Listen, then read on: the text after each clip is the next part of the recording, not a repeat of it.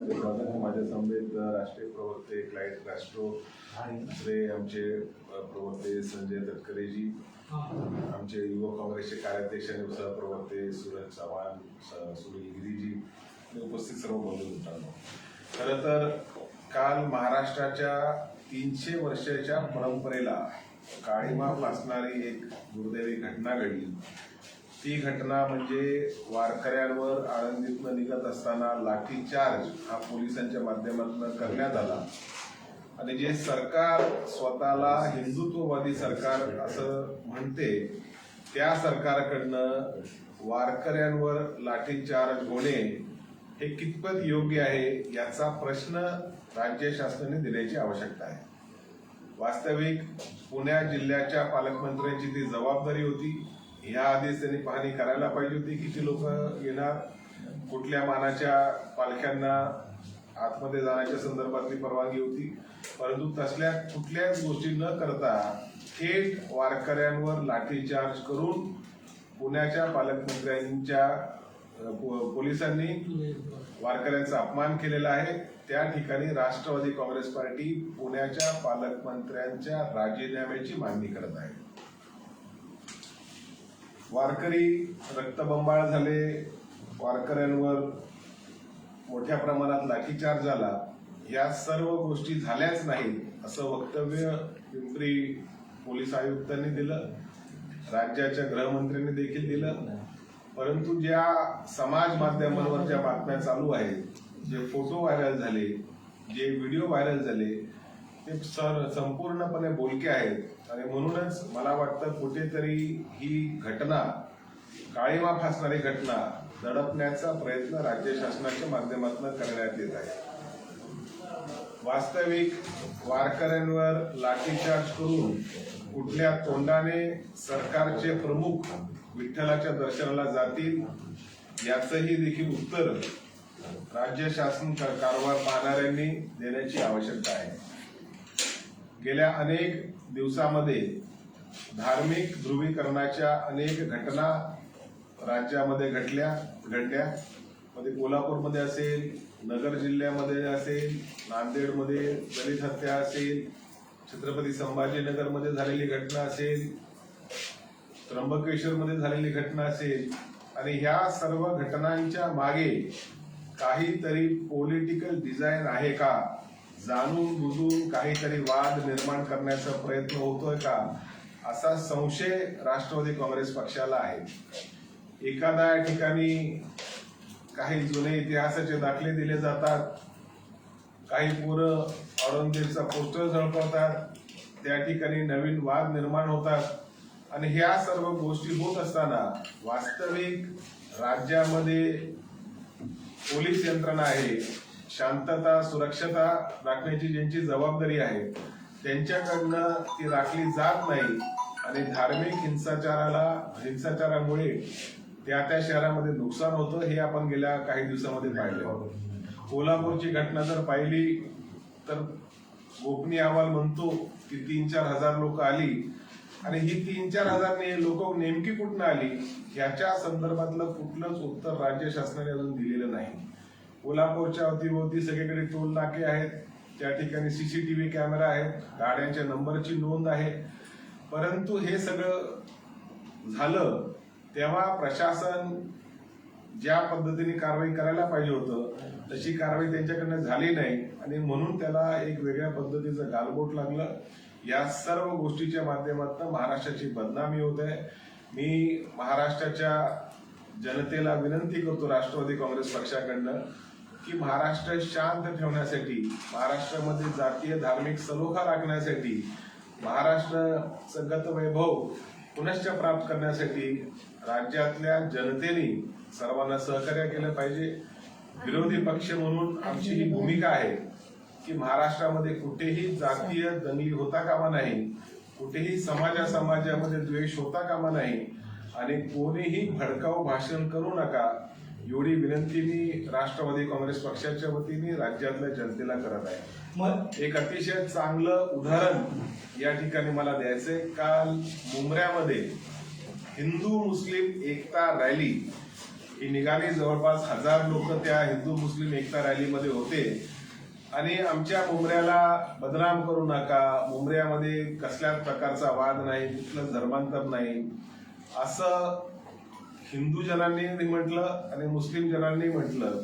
त्याच्यामुळे मुंबऱ्याच्या जनतेचं मी मनापासून कौतुक करतो की प्रथम एक आदर्श रॅली, हिंदू मुस्लिम समता रॅली किंवा शांतता रॅली म्हणून आपण त्याला संबोधित करूया, तशा पद्धतीची रॅली कडून खऱ्या अर्थाने एक नवीन आदर्श प्रस्थापित करण्याचा मुंबऱ्याच्या जनतेने प्रयत्न केला. मी त्या मुंबऱ्याच्या जनतेचं मनापासून कौतुक आणि अभिनंदन राष्ट्रवादी काँग्रेस पक्षाच्या वतीने करतो. या धार्मिक ध्रुवीकरणाच्या घडामोडी घडत असताना पवार साहेबांवर धमकीच्या संदर्भामध्ये काही बातम्या आल्या. त्याच्या संदर्भामध्ये पोलिसांनी सागर बर्वे नावाच्या व्यक्तीला अटक केली. भाजपच्याही काही लोकांनी तशा प्रकारचे पोस्ट फॉरवर्ड केले. बावनकुळे साहेबांचं मी वक्तव्य ऐकत होतो की फक्त पोस्ट फॉरवर्ड केली, जो आमचा कार्यकर्ता आहे त्यांनी ती पोस्ट निर्माण केली नाही. परंतु पोस्ट फॉरवर्ड केली म्हणजे अशा प्रकारच्या कृतीला समर्थन देणे, अशा प्रकारच्या विचाराला समर्थन देणे, ही भूमिका भारतीय जनता पार्टीच्या कार्यकर्त्याच्या माध्यमातून स्पष्ट होते. ही भूमिका आणि त्याचं संरक्षण करणे, त्याची पाठराखण करणे म्हणजे खऱ्या अर्थाने भारतीय जनता पार्टीला पवार साहेबांच्या संदर्भामध्ये आलेली धमकी याचा किती गांभीर्य आहे, ह्या सर्व गोष्टी समोर येतात. अलीकडे राष्ट्रवादी काँग्रेस पक्षाच्या 24 म्हणजे अमृत महोत्सवी वर्षामध्ये आमचा पक्ष पदार्पण झाल्यानंतर दिल्लीच्या कार्यक्रमामध्ये पवार साहेबांनी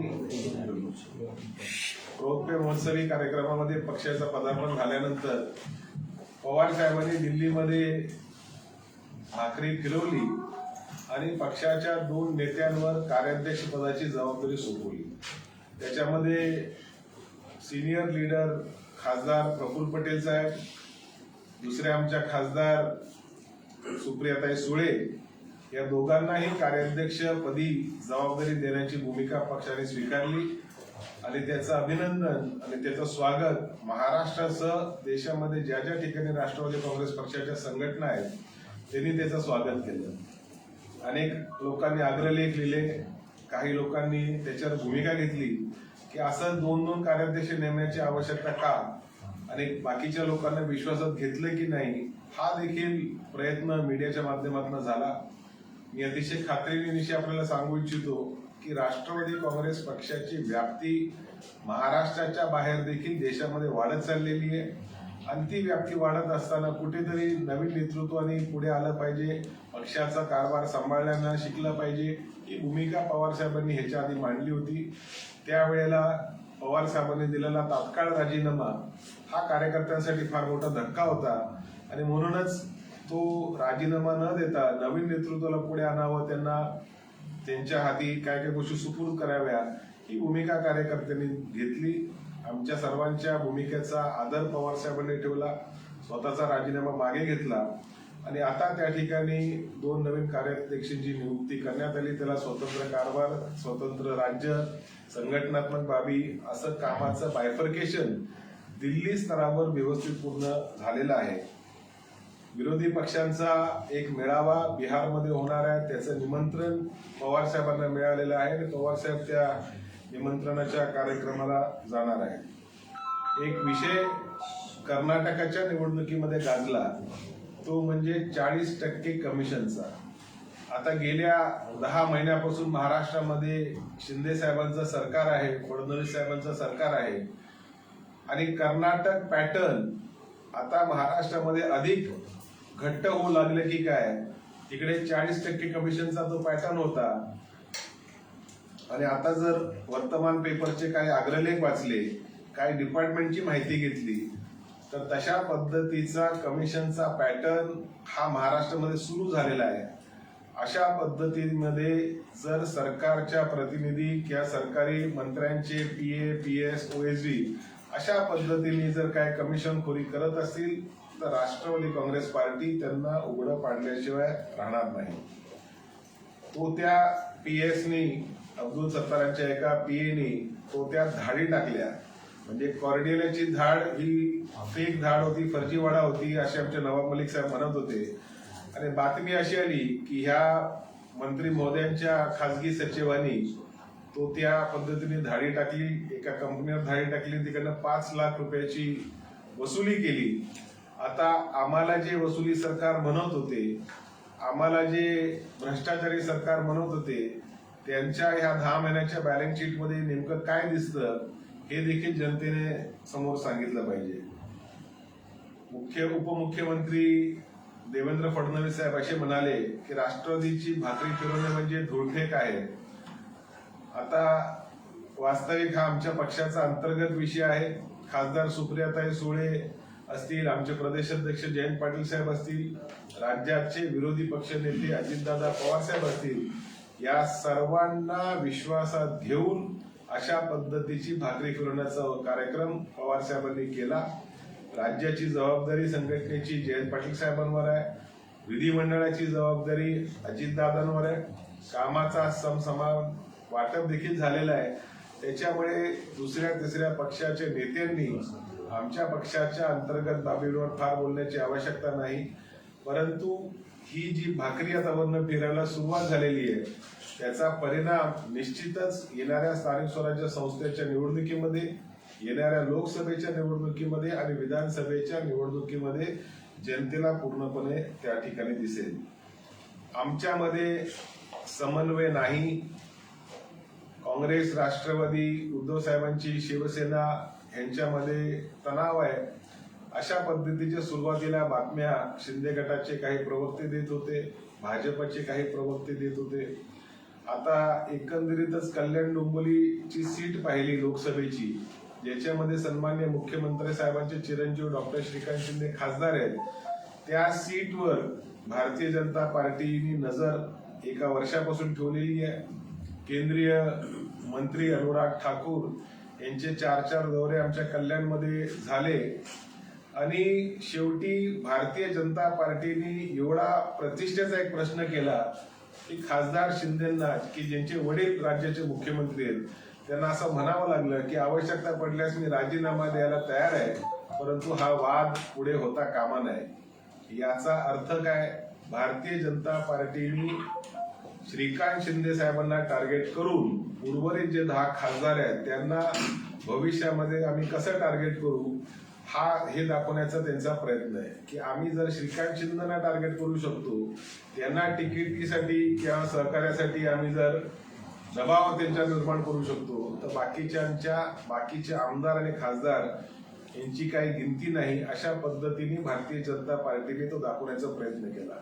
जी सभा झाली त्याच्यामध्ये राज्याचे मंत्री रवींद्र चव्हाण साहेब यांनी देखील शिंदेवरून त्यांचा संताप व्यक्त केला. संजय केळकरांनी देखील त्यांच्या संदर्भातला संताप व्यक्त केला. आणि मला खात्री आहे की जशा जशा निवडणुका येतील तसं भारतीय जनता पार्टी एक अट शिंदे गटाच्या आमदारांना खासदार ठेवेल. ती अट म्हणजे तुम्हाला निवडणूक लढायची असेल तर कमळ ह्या चिन्हावर तुम्ही निवडणूक लढवा, अन्यथा राजकीय संन्यासाला तुम्हाला सामोरं जावं लागेल, अशी अट भारतीय जनता पार्टी या शिंदे गटाच्या आणि आमदारांच्या खासदारावर ठेवेल. आपले काय प्रश्न? सर, भाकरी फिरवण्यावरनं संजय राऊत म्हणजे सामनामध्ये अशी टीका करण्यात आली की या भाकरी फिरवण्यामध्ये काही दम नाही. संजय राऊत साहेबांनी आमच्या पक्षाच्या संदर्भामध्ये काय बोलण्याची आवश्यकता नाही. पवार साहेबांनी ह्याच्या आधी स्वतःचा राजीनामा देऊन भाकरी फिरवणार असं सांगितलं. त्याच्यानंतर आम्ही पवार साहेबांना सांगितलं की साहेब, वेळ तुम्ही राजीनामा देऊ नका, आणि म्हणूनच पवार साहेबांनी तो राजीनामा मागे घेतला. आणि आता ज्या काय गोष्टी झाल्या, म्हणजे प्रफुल्लबाईंची नियुक्ती असेल, सुप्रियाताईंची नियुक्ती असेल, ही सहसंमतीने सर्व नेत्यांना विचारून पवार साहेबांनी केली आणि मला वाटतं ती योग्य नियुक्त्या आहेत. देश पातळीवर 99 पासून प्रफुल्ल पटेल साहेब मला वाटतं दिल्लीमध्ये खासदार आहेत. सुप्रियाताईंच्या 3 टर्म 2009, 14 आणि 19 मध्ये झाल्या. त्याच्या आधी काय 3-4 वर्ष त्यांना राज्यसभेची जबाबदारी मिळाली. आणि हे सगळं होत असताना संघटनेच्या कामाचं समान वाटप, कारण देशाची लोकसंख्या वाढत चाललेली आहे, राष्ट्रवादी काँग्रेस पक्षाची व्याप्ती वाढत चाललेली आहे, राज्याचं नेतृत्व जयंत पाटील साहेबांकडे संघटनेचं आहे, विधिमंडळाचं पूर्ण कामकाज विरोधी पक्षनेता म्हणून अजितदादा समर्थपणे पार पाडतायत. त्याच्यामुळे कुठेच अशी नाराजगी नाही. उलट ह्या नियुक्तींमुळे नव्या दमाचे तरुण वर्ग आमच्या पक्षाकडे आकृष्ट होत आहेत, येत आहेत. आमचे युवक काँग्रेस असेल, आमची युती काँग्रेस असेल, आमचे इतर फ्रंटल ऑर्गनायझेशन असेल, या सर्व गोष्टीमध्ये आमचे नवीन सहकारी सहभागी होत आहेत. दोस्तीमध्ये कुस्तीचा हा पहिला पडाव आजच्या सामन्यामधून दिसला. कारण अंबादास दानवे यांनी सुद्धा अंबादास दानवे सुद्धा याच जे सामन्यामध्ये टीका झालेली आहे त्यालाच धरून त्यांनी असं म्हटलं आहे की आम्ही सामन्यामध्येच आमची मतं मांडतो. नाही, ठीक आहे, त्यांची काही जरी मत असली तरी आमच्या पक्षामध्ये बळकटी आहे. आमच्या पक्षामध्ये कुठला वाद नाही. आमच्या पक्षातलं नेतृत्व सक्षम आहे. आमच्या पक्षाच्या नेतृत्वाला दिल्ली स्तरावर एक वेगळ्या पद्धतीचं मान सन्मान आहे. आमच्या पक्षाच्या नेतृत्वाला आंतरराष्ट्रीय स्तरावरची मान्यता आहे. आमच्या पक्षाच्या नेतृत्वाचा 56-60 वर्षाचा प्रदीर्घ असा त्यांचा राजकीय राजकीय त्यांचा अनुभव आहे. त्याच्यामुळे पवार साहेबांनी घेतलेली भूमिका फक्त आम्हीच म्हणतो अशी परिस्थिती नाही. महाविकास आघाडीतले जवळपास जे घटक पक्ष आहेत ते देखील पवार साहेबांनी घेतलेली भूमिका मानतात. त्यांच्या पक्षासंदर्भात जरी पवार साहेबांनी सूचना केलेल्या असतील त्याचा देखील आदर अनेक पक्ष ठेवतात. त्याच्यामुळे कुस्ती दोस्ती हा काही विषय नाही. दोस्ती आहे, कुस्ती करण्याची आवश्यकता नाही. कुस्ती करायची तर ती महाविकास आघाडी एकत्रितपणे भारतीय जनता पार्टी आणि शिंदे सेनेच्या सोबत कुस्ती करेल.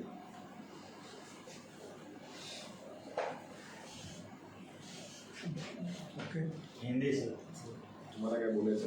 मला काय बोलायचं? बोला. हिंदी सर, हिंदी बोलता आपण मिनिट जरा बोला. याच्यावर काय बोलायचं?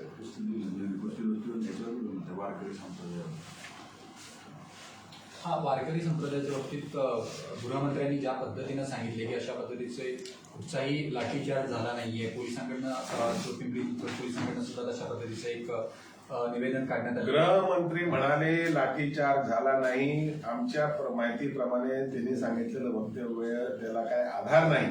कारण लाठीचार्ज झाल्याचे व्हिडिओ आपण सर्व वाहिन्यांनी दाखवले. गृहमंत्र्यांनी जरी सांगितलं असतं तरी देखील लाठीचार्ज झालेला आहे. सर्वांनी मान्यच करायला पाहिजे. महाराष्ट्रामध्ये दिंडीची जवळपास 300 वर्षांची परंपरा आहे आणि त्या परंपरेला छेद लावण्याचं काम कालच्या पोलिसांच्या कारवाईमुळे झालं. वास्तविक ह्या सरकारमध्ये जे मंत्री आहेत त्यांच्या कामाचा बोजा फार जास्ती. आता गृहमंत्र्यांचं मी जर सांगितलं तर त्यांच्याकडे गृह, वित्त नियोजन, विधी, न्याय, जलसंपदा, लाभ क्षेत्र विकास, गृहनिर्माण, ऊर्जा, राजशिष्टाचार एवढ्या खात्यांचा कारभाराचा चार्ज आहे. नागपूर, वर्धा, अमरावती, अकोला, भंडारा, गडचिरोली या जिल्ह्याचे ते पालकमंत्री आहेत. आता स्वतंत्रपणे जर गृह विभागाच्या जबाबदारी त्यांच्याकडे असती, बाकीच्या कामाचा जर लोड त्यांच्यावर नसता तर मला वाटतं राज्यामध्ये ज्या काही घटना घडल्या गेल्या 20-25 दिवसामध्ये त्या घटना रोखण्यामध्ये गृह विभागाला अधिकचं यश आलं असतं. त्याच्यामुळे ह्या निवडणुकीच्या कालावधीमध्ये किमान आता 1 वर्ष पुढच्या कालावधीमध्ये राज्यामध्ये अशा काही अप्रिय घटना होणार नाही याच्यासाठी गृह विभागाच्या संदर्भामध्ये अधिक दक्ष सन्मान्य देवेंद्र फडणवीस साहेबांनी राहावं अशी मी त्यांना विनंती करतो.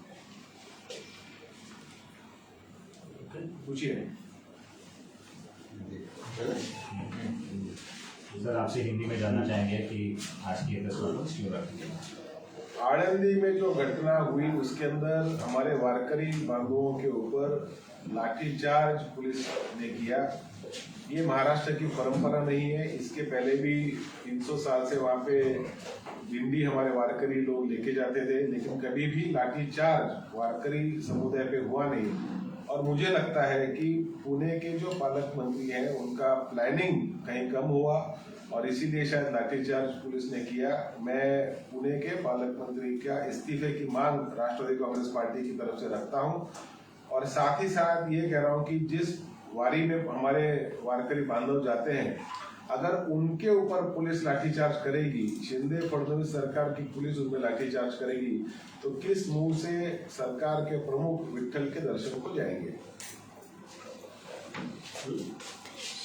सागर पर इन्हें गिरफ्तारी की गई है, इसके बारे में आपकी क्या भूमिका है?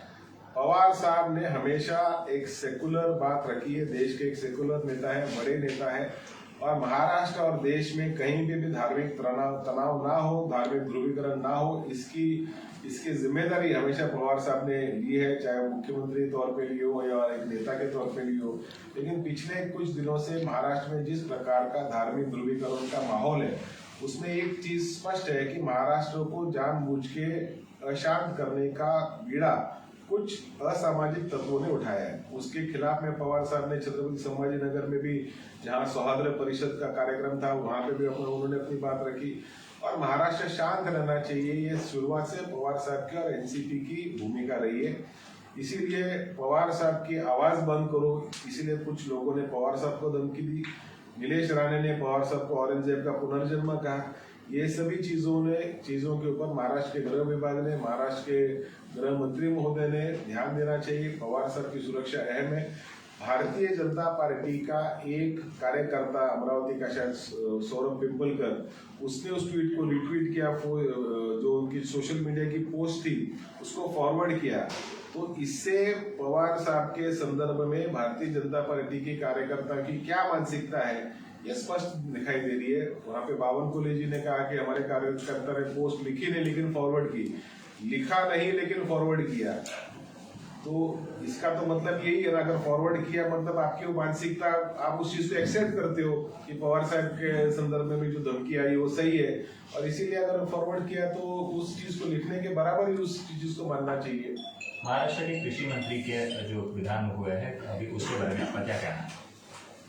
देखिए, महाराष्ट्र में अलग अलग प्रकार से चीजें हो रही है, और मैं इतना ही कहूंगा कि पिछले 10 महीनों में पूरी तरह से विफल हो रही है महाराष्ट्र की शिंदे और फडणवीस सरकार। इस महाराष्ट्र की सरकार के पास ना कोई एजेंडा है, ना कोई प्रोग्राम है, ना कोई नीति है, और सिर्फ एक ही एजेंडा लेके चले कि 40 विधायकों संभालो, 10 सांसदों को संभालो और किसी भी प्रकार से चुन के आओ। ये उनके पास एजेंडा है। मंत्रिमंडल का विस्तार नहीं हो रहा, एक मंत्री के पास 6 जिलों की जिम्मेदारी है, 8 पोर्टफोलियोज एक मंत्रियों के पास है। मंत्रिमंडल की बैठक में हर चीजों के ऊपर इनका ध्यान नहीं है, और इसीलिए हर चीज पे ये सरकार विफल होते हुए नजर आ रही है। मैं यही कहूंगा कि जिस दिन महाराष्ट्र में चुनाव होंगे उस दिन महाराष्ट्र में परिवर्तन होगा।